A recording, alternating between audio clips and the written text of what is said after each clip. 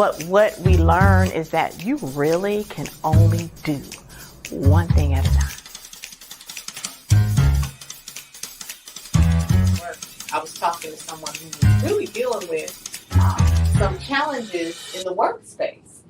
And life you got in this class. So we are so thankful for Dawn, thankful for her time, thankful for her effort in putting all of this together to craft something.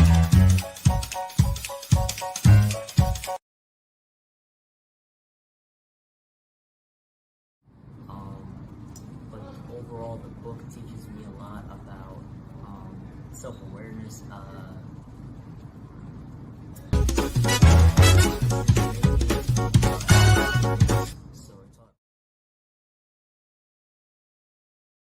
She did a phenomenal job. I feel like this has, again, been one of the more relevant trainings.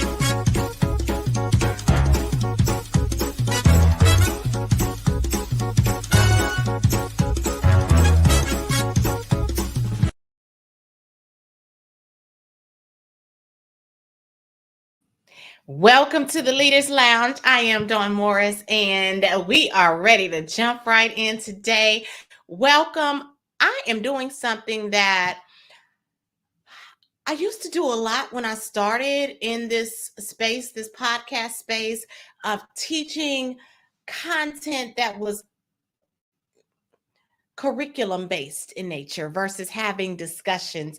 And I'm going back to this because I was asked to share my input on LinkedIn regarding this and how it helps or detracts from great leadership. And so in my doing so, I started to do a little more research on the subject, and I wanted to share with everyone because some people may not be aware of this as a theory, maybe implementing it daily anyway, but I think it's good to know exactly what some of the those people who the researchers have called it, and then talk a little bit about what it means to us as we are trying our best to lead and lead effectively if in fact we implement this theory. And the theory is called the leader member exchange theory. The leader member exchange theory. And so someone by the name of George Grain, along with a few other researchers, developed this theory for how leadership works. And what they say is that they use a dyadic approach to leadership between the leader and the member. And as I read about it, I'm just going to summarize what I believe it establishes. And what it is this, the notion that the quality of productivity and responsiveness between leader and member is related to the quality of relationship between them. So what that means is this: as a new team member comes on board, according to the leader member exchange theory, that relationship goes through 4 different modes. And those modes determine the level of productivity, the level of morale building, the level of loyalty that is established from the member to the leader. And as we are thinking about the leader member exchange theory, and I'm going to share with you what those 4 areas are, I want you to start thinking about, where are my team members as it relates to this? And is this even in practice where we should be? Or is it naturally or organically where folks are anyway? And if so, how can we level the playing field so that to the best of our ability, we are treating our team members equally? Because that's really the goal here. So I'm going to share with you all first those 4 layers that the leader member exchange theory says that come into play. All right, so the first one is called role taking. Role taking. So when they're talking about role taking, what happens is the person comes into the team or onto the team, and they have a role. So you give them tasks, you help them to understand what the vision of the team is, and then they're on their way. So they have a role, and you're watching them as they are taking on their tasks. As the relationship develops, then what happens is it goes from role taking to what's called role making. So what this is, I've also heard it referred to as what's called acquaintanceship. So when we're talking about this role making area or acquaintanceship, what happens is the leader then goes from that first level where they're just watching the tasks to now they have developed more of a friendly relationship with the person who's on the team. Now, how can this happen? So it can happen either by having one-on-one conversations with the team member. It can happen by watching the team member do some certain tasks well, and as a result, now you're bringing that person in and maybe asking them some more questions about where they want to go in the company. It can also happen if you get good feedback on that person. And so now you're like, all right, this is not only someone who's doing the job, but they're doing it well. And I'm developing a relationship because I'm hearing that they're a good team member also from others. So that's the second level. Now, the third level is what's called leadership making. Leadership making. So we've gone from role taking, role making to leadership making. Now, what is this called? This thing called leadership making. So as we're going down, and again, this didactic relationship that is being formed goes from that first level that we talked about where, hey, that person comes in, they're giving tasks, you're watching them. Next level, acquaintanceship. I'm getting to know them better. Third level, as I'm getting to know them, now we're establishing a loyalty.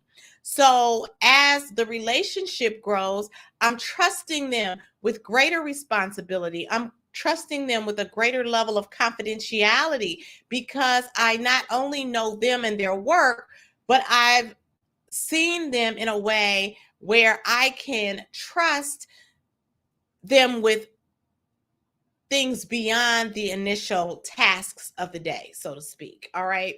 So again, this happens or is supposed to happen for every team member.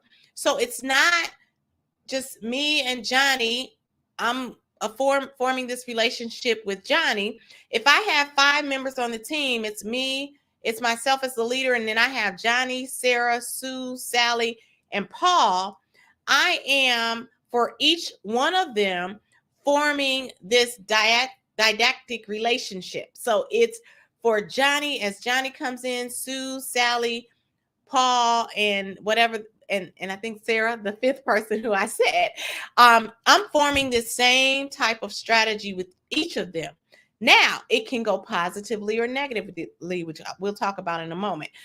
First, I'm going to share with you the 4th stage. So the 4th stage is team making. So when we're thinking about team making now is that last level. So that person is now part of what they call, and I'm going to shift this out for you all. This is called the in group. So if that person is somebody who has moved successfully through those 3 stages in our relationship, then now they are called a part of the in group. And so at this level, I'm supposedly having a highest level of respect for that person and their work, and our relationship is great. Now, what if things do not move along in that manner in a positive way? Well, the person is not a part of the in group, but they are now a part of what is called the out group. The out group. So they may not be brought into the inner circle. They may not be brought into learning more things about the organization and about how we operate and all of those types of things, because we haven't established that level of relationship. So for Jim, Johnny, and Sarah, we may be in the in group, or they may be in my in group. But for the other two, they may be a part of this out group. And now, as we're thinking about this as leaders, for me, as I was researching this, therein lied the challenge, or lay the challenge. Maybe I think it's lay. My mom taught me for things, I think it's lay. So therein lay the challenge. Y'all let me know which one of these is correct. Or lays the challenge. Just let me know. But at any rate, what this means is you have different dynamics going on your team, and it can be visible. And my challenge with this theory is that if people are, or leaders are operating in this manner, it can create a very uncomfortable work environment ultimately, because you have people who are feeling left out, who are not getting information the way other people are. And it's not to say that I had on my one of my teams when I was in Chicago, and he's still somebody, I guess, who, according to this theory, would be a part of my in group. He would clean my desk for me. He made sure that everything was aligned correctly. We would go to breakfast together. And he was a team member. He went from a role taking all the way down to team making, because he demonstrated not only could he do his job, but he was a good person to work with, and there was a loyalty that was established.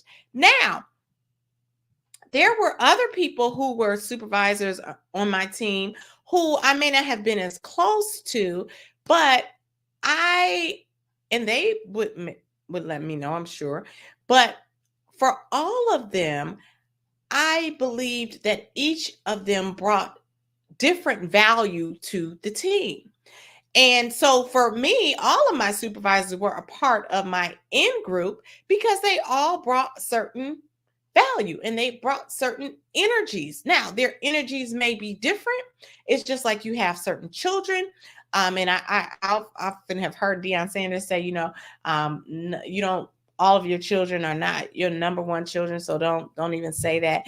I think he's speaking in terms of that LMX theory where you have certain children who may be a part of your in group or out group. I only have one child. So, of course, he's in my in group. But I think that I believe that as leaders, we have to be very careful if we operate in this didactic approach where we're, hey, let me see how this person is. And then if they're cool, or if they operate in the way that I like them to, or that we get along well, then they're part of my in group. And these people are part of what's called my out group. We have to fundamentally treat our team members kindly, no matter what. Now, there may be some team members who just don't act right. And I've had team members, of course, who I've had to terminate because they haven't done their jobs well. However, the level of respect has to be the same, no matter if you consider them to be a part of what's called the in group, or if you consider them to be a part of the out group.